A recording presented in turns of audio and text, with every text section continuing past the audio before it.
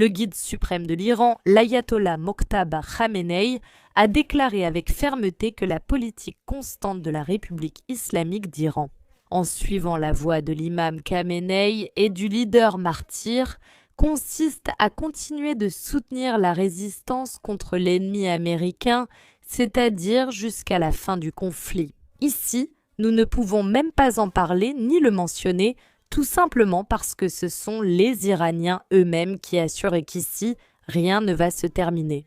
Encore moins maintenant qu'ils tiennent absolument les rênes en main. Et je crains fort que les États-Unis devront encore se rendre compte du bourbier dans lequel ils se sont engagés.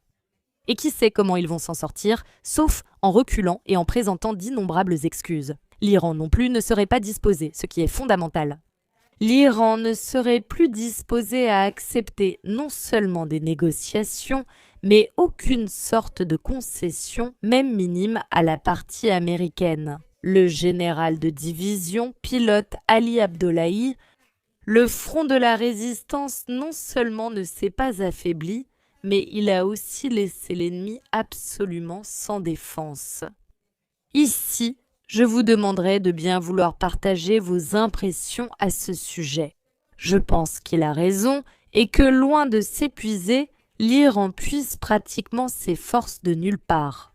La commandante du quartier général central de Qatam, Al-Anbiya, a déclaré ce qui suit: les ennemis américains ont fait un grand effort, qui, sur la base de calculs erronés, pensaient que le front de la résistance islamique était faible et au bord de l'effondrement. Ils se sont en réalité heurtés à sa puissance incomparable. Hezbollah du Liban, Ansar Allah du Yémen et les forces de la résistance islamique en Irak, ainsi que les courageux combattants de la République islamique d'Iran.